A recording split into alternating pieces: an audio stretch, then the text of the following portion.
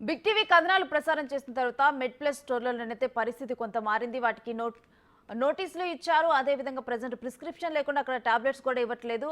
అయితే ఇప్పుడు అపోలో స్టోర్స్లో అసలు పరిస్థితి ఎలా ఉంది? పెద్ద పెద్ద హాస్పిటల్స్ రన్ చేస్తుంది అపోలో. మరి అలాంటి స్టోర్లో పరిస్థితి ఏంటి అనేది కూడా బిగ్ టీవీ రంగంలోకి దిగి అక్కడ పరిస్థితులను కూడా చూపించడం జరిగింది. ఆ వివరాలు మా ప్రతినిధి యోగానంద్ అందిస్తారు.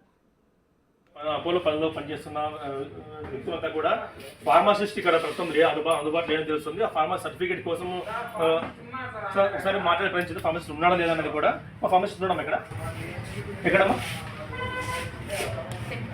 సర్టిఫికేట్ రాస్తుంది చూపిస్తారు సరే సర్టిఫికేట్ చూపిస్తారా మొత్తం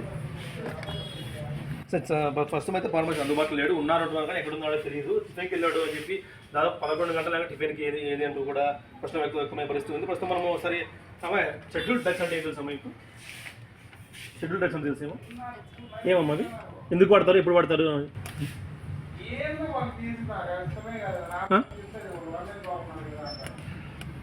చూస్తున్నాం వాళ్ళకి ఏ సమాధానం కూడా రాని పరిస్థితి. అంటే షెడ్యూల్ డ్రగ్స్ కూడా తెలియకుండానే వీళ్ళంతా కూడా ఇక్కడ మెడిసిన్ రంగంలో పనిచేస్తున్నారు. వీళ్ళంతా కూడా ఇటువంటి అనుభవం లేని వాళ్ళని పెట్టుకుని ఆ అపోలో ఫార్మసీలో కూడా ఏదైతే మెడ్ ప్లస్లో చేస్తున్నామో అదే రకమైన దందా కొనసాగిస్తారు. కనీసం డ్రగ్స్ అంటే ఏమైనా తెలియకుండా లేదా డాక్టర్ ఫార్మసిస్ట్ ఏదైతే డాక్టర్ ప్రిస్క్రిప్షన్ లేకుండా కూడా మందులు అమ్మకాలు కొనసాగిస్తున్నట్టు కూడా పెద్ద ఎత్తున ఆరోపణలు వ్యక్తమవుతున్నాయి. ఇవన్నీ కూడా ప్రస్తుతం మనం చూస్తూ ఉంటే అదే పరిస్థితిగా కొనసాగుతుంది.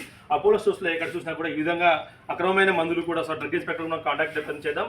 ఆయన ఏమంటున్నాడు, ఇలాంటి అక్రమంగా మందులు ఎలా అమ్ముతున్నారు లేదా వీటికి ఎటువంటి అనుమానం లేని వాళ్ళంతా కూడా ఇక్కడ పనిచేస్తూ కేవలం వీళ్ళు తక్కువ శాలరీస్తో వస్తున్న కారణంతో వీళ్ళందరినీ కూడా కొనసాగిస్తారు. వీళ్ళంతా కూడా ఒకవేళ డ్రగ్స్ ఏదైనా డాక్టర్ లేకుండా ఇస్తే మాత్రం అది ప్రాణాలకే ప్రమాదము. దాదాపు మెడికల్ ఎర్రర్తో మెడికేషన్ ఎర్రర్తో దాదాపు లక్షల మంది ప్రాణాలు కోల్పోతున్నారు.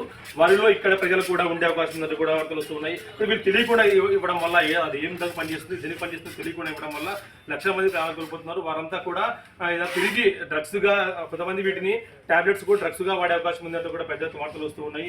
మనం చూస్తూ ఉన్నాం. ఈ పనిచేసే కుర్రాడు కూడా వీళ్ళంతా కూడా పనిచేసే కుర్రాడు కూడా ఇక్కడే ఉన్నాడు. మీకు ఏం చదువుతున్నారు? మీరు ఏం చదువుకున్నారు? నేను చదువుకున్నా అక్కడ చూడండి. మీరు ఏం చదువుకున్నారు? మీరు అక్కడ మాట్లాడాను సార్. మీరు ఏం చదువుకున్నారు సార్? నేను నా ఎడ్యుకేషన్ ఏం లేదు సార్. మాట్లాడాను. మీరు ఫార్మసిస్టా కాదా?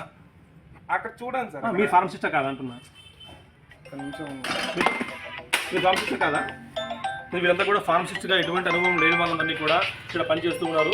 వీరంతా కూడా కనీసం ఫార్మా రంగంలో ఎటువంటి అనుభవం లేక ఒక సంవత్సరం అనుభవంతో వీళ్ళంతా కూడా ఇక్కడ పనిచేస్తూ ఉన్నారు. మీ పేరు ఏం పేరు తమ్ముడు? మీ పేరు ఏం పేరు చెప్పండి.